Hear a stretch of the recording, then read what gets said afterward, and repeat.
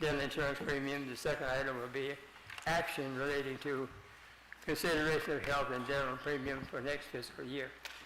The first item, we will just discuss the pros and cons of different options rather than increasing the premiums on our people.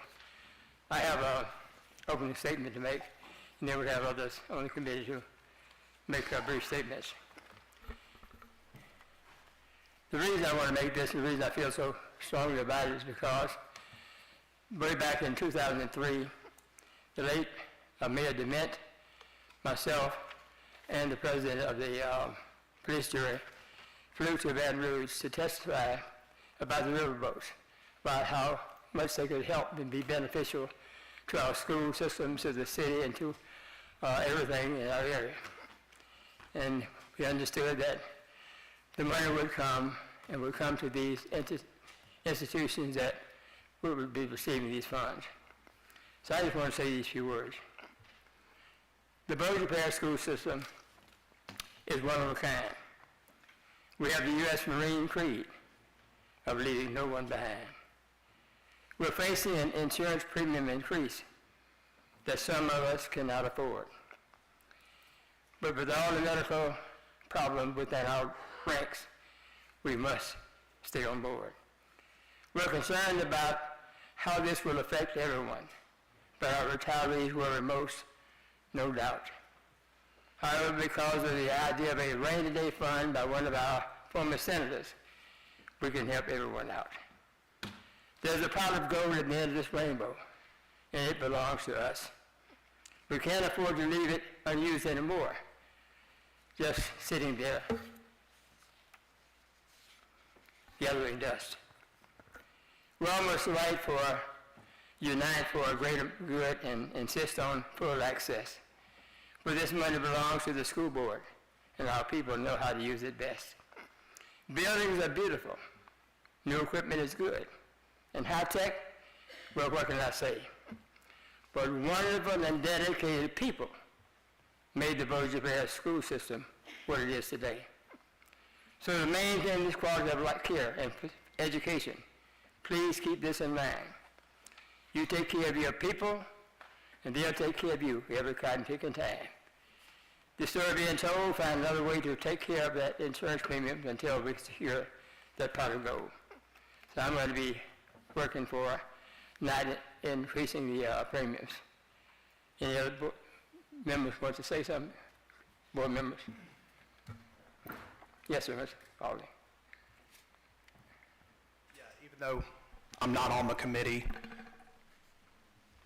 I absolutely 1,000% disagree with raising these premiums. Like I said, I don't care if it's 10 cents, 20 cents, $5. We have that money that we're, doing our due diligence to try to find, but I think until our teachers get what they deserve, another premium increase is not in goodwill. It doesn't show that, it just doesn't, and back to I know we have a Cadillac plan, and I know it was brought up that we have a great insurance plan, and we have a great plan, but that doesn't justify constantly raising, and it's easy for our school board employees that are at a certain income level or higher. It doesn't bother them as much, but what I'm concerned about are our bus drivers, the lower income teachers. That's who I'm worried about, and I know that they may have husbands and wives and other people on different insurance. That's fine. That's not the point. The point is our teachers are the backbone of this school system, not us, not anybody else. Our teachers are, and to ask for more money for them, whether it's 1 cent or $10, should not happen until they get their raises. Thank you, sir. Any other committee member? Yes, ma'am. I totally agree that we should not go up on the increase, because it seems as if once we increase the income, then we want to take it back by increasing the insurance. And I just think that we need to look at other ways, other options for our teachers and school bus drivers and our other staff. So I will be voting against increase. Thank you, Ms. Darby. Any other committee member? Okay, maybe it. I'll ask Ms. Bamberg to come forth and make her presentation, please.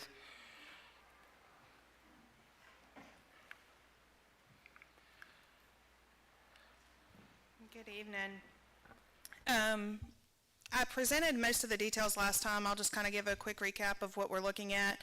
As we discussed last time, we've seen about a 37% increase in expenses within the health insurance plan over the last 5 years, which has been a significant increase in the expenses within the plan. We've seen about an 18% increase in revenues, and so we are trying to bridge that gap to continue the amazing benefits to our employees. And so last year, the board had asked that we do consider doing incremental increases each year instead of trying to go so long between those increases and or adjustments to the plan. And so this time we are asking the board to consider a 5% increase on premiums. Of course, the board, as the employer, we do cover 80% of the cost of this plan. And so the portion that we would be looking at on the health side for an increase from employees ranges from $5.50 a month to $23 for family coverage. And so any questions at this time? Yes, sir. Thank you, Mr. Chairman. Ms. Bamberg, for clarification, our new payroll schedule for all employees gives them a step increase every single year, correct? Yes, sir. And that step increase would more than offset this minimal increase in shared expenses for healthcare plan, right? I'm going to answer generally because you hate to say specifically for every individual employee. If we looked at it just an Yes. employee, Yes. like an employee on its own, not a family, but just an employee, regardless of rank and file from central office down through the ranks, everybody gets a step increase, but their benefits are increasing slightly. Before now, when was the last increase, and can you speak to potentially how much approximately that was? We had an increase last year. That was the first increase in 7 years. Okay. So we had an increase last year of 9%. And so all of these amounts that we're giving you are the pre-tax. And so, of course, after the tax savings, there is it's going to be a lesser amount that would actually hit their check. But we had a 9% increase last year. Okay, and we're still facing, so over 7 years, I know you mentioned 37% increase in healthcare expenses over the last 5 years. So over 7 years, it's safe to say we're looking at 40% increase? Yes, sir, probably. And then if we did 9 last year and approximately 5 this year, we're still in the hole 25 Correct. to 30. Now, the one amazing thing that the board has done is y'all have approved for us to implement other programs that are helping to bridge that gap as well, so that we are not going straight to the employee for every increase. I will say that. As we mentioned, the Save On program rolled out this year. That's getting us back about $80,000 a month in rebates. We've been able to increase rebates in other areas. The EGWIP program that the board approved a few years ago, we've seen an amazing result in rebates on that. So we are trying to use other programs and other means to fund that and bridge that gap. That's why, thankfully, we're able to do only a 5% request this year. Does it cover everything we need? No, but we do think this is the best decision for the board at this time. Okay, thank you. And I'm not a committee member, but I wanted to be here because, I benefit from the benefits. My wife's a teacher. Yes, sir. My mother's retired. My sister is recently retired. So I know the impact it has on our retirees and our active employees.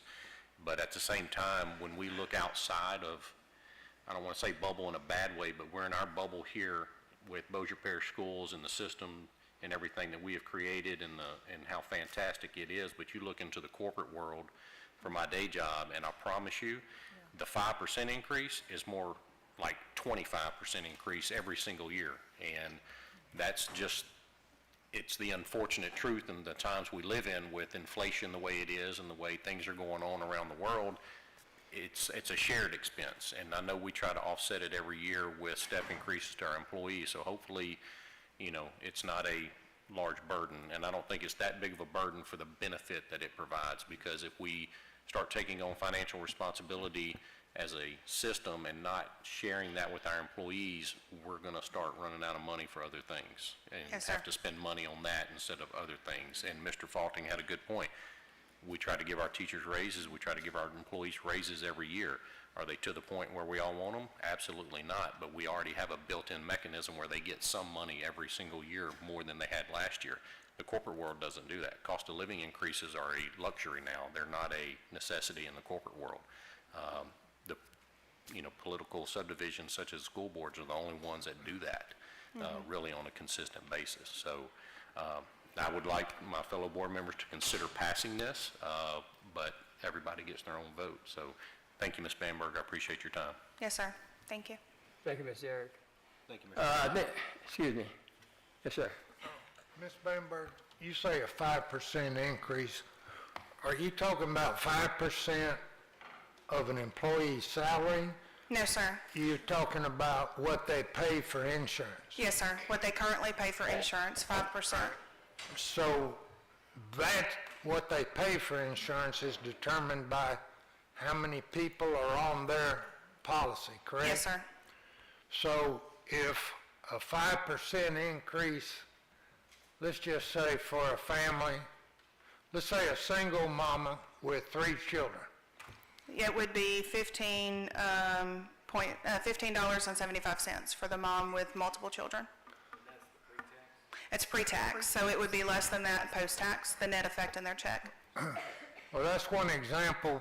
Yes, I was But- going, do we have this, can we show the, Excuse me just a second, Ms. Poole.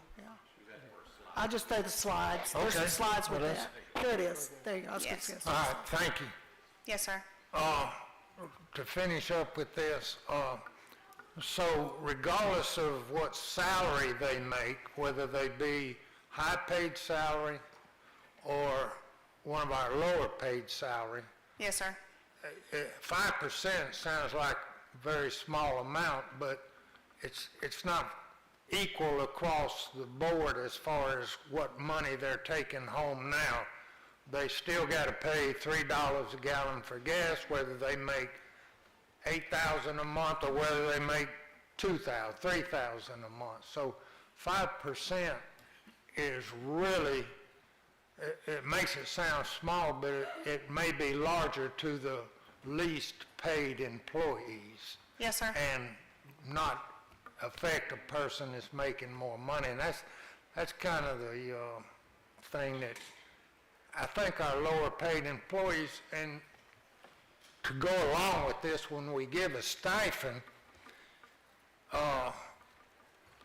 we don't go across the board.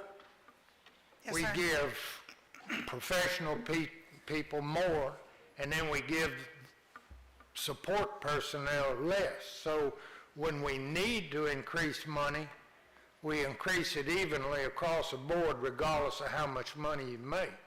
But when we give a stipend, we cut Yes, sir. it in half for the lower paid employees. That's probably not a good term to use, but for the support personnel. And so that's a little bit what bothers me a little bit. 5% sounds like very little, but to this woman that's got 3 children and working one of the lower paying jobs, she still got to pay $3 a gallon of milk, and I may be wrong on that amount, but Yes, sir. $3 for a gallon of gas. So it's hitting her harder than it's hitting the person up here. Yes, Is sir. there anything we can adjust? There he is. I can tell you the reason we're doing the increase this way is because this is how our plan is set up. If the You board- inherited this. Yes, sir. There is a reason for it, and it's a lot longer conversation than we can probably have at this moment, but there's a good reason why the plan was set up this way, that we have a single plan, And these are the different tiers based on the, how many people you have on the plan, how many dependents. If the board wishes to change the plan document, and if the board wishes to change the design of the plan, that's definitely the board's decision. And those are things that, you know, we could definitely look at. But again, that would be a lot longer conversation than this particular one because it does affect the plan document and the design of the plan. The same as you mentioned, the stipend. Again, that's a board decision. If that's not how the board wishes to move, then, you know, we definitely we're at your, you know, your will, so. Okay, now this 5% also includes retirees? Yes, sir. Retirees without Medicare currently mirror the active employee rates. Retirees with Medicare are on a different lower premium scale. And so an individual retiree with Medicare actually pays 0 premium for health, and so it doesn't affect their health. It would be a 5% increase on their dental. And then, of course, if they have dependents, then they would actually have a premium that goes with that for their spouse or other dependents. So to go along with what Mr. Newman was saying, it sounds like we're almost in an emergency situation now, and it'd be best to pass the 5%, but in my eyes, we take the committee and investigate different programs that are available. Would that be a solution? Yes, sir. We're willing to do, you know, and meet and discuss whatever options y'all would like to discuss. But as far as the increase, I really do think it is my recommendation that I am bringing to the board.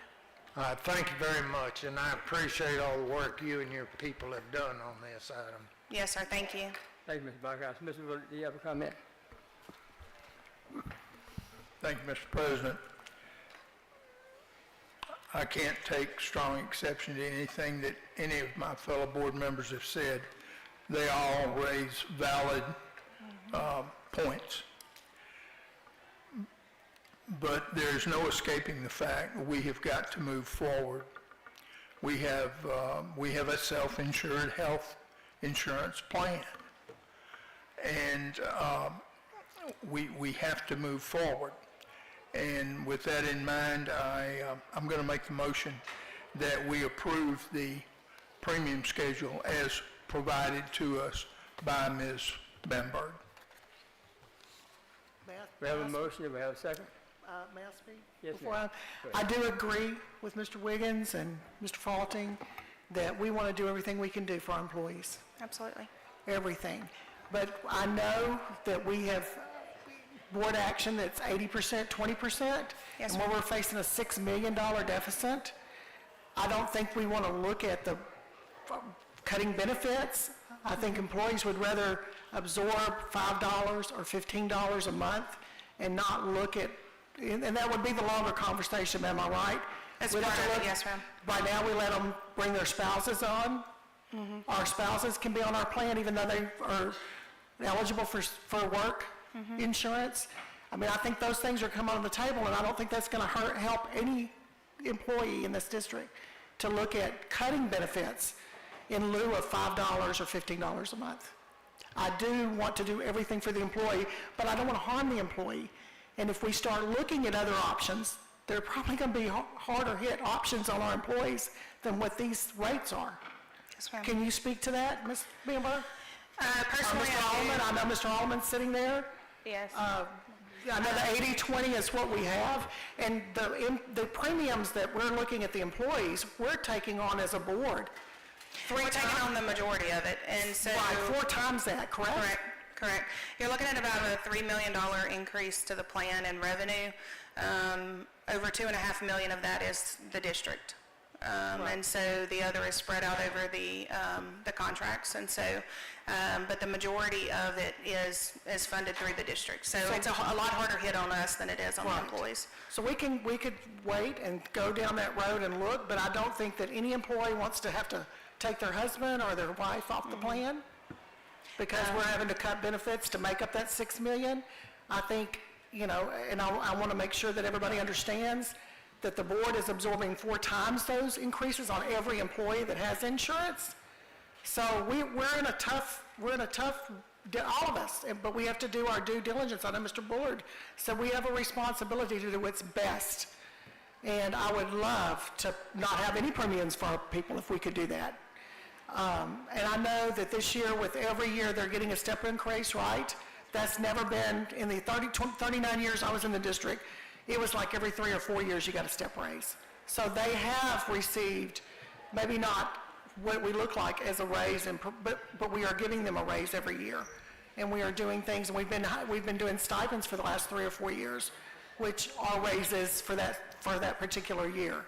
So, absorbing that in insurance could cost them not getting a bigger raise than that we could give them.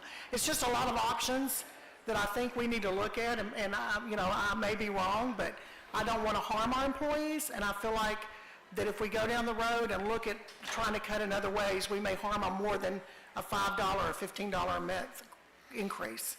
Can you show the slide that shows the increase? Time, are you seconding it, Ms. Brewer? Yes, I'll second it to go to, but I didn't know if Mr. Alleman wanted to comment? Well, and again, we watch this very diligently. We've implemented programs that help pre-diabetics not get to a diabetic stage. When we look at the cost on prescription drugs, Yes. $3 million so far this year has been spent on type 2 diabetes medicine. Right. Anybody we can stop from becoming a diabetic benefits the plan. In the end, it's claims. The very small portion of it is admin and reinsurance. When we look at the grand total of $55 million worth of expense, $60 million if you don't count the revenue coming back and rebates and other forms, when you look at that, the reinsurance and admin's $3 million. Okay, so very small portion is admin. The rest of it's all claims. Everything we can do to reduce claims benefits the plan. People getting healthier, taking prescription drugs, doing their wellness visits. There's nothing we can do to stop somebody from getting leukemia or do anything else, but everybody's got an interest in this plan and making it function well. Excuse me, sir, we're out of time. However, there's a motion and a second. The objective of the committee was to find an alternative way of funding it. There are funds available, not quite yet, that will take care of this. We were looking at that as opposed to another hike, another increase. So, now we'll vote to either approve the recommendation of Ms. Bamberg. All in favor of that? Raise your hand. All not in favor of approving, raise your hand. The ayes have it. Any other comments? That concludes the Insurance Committee. Thank you, Ms. Bamberg. Thank you.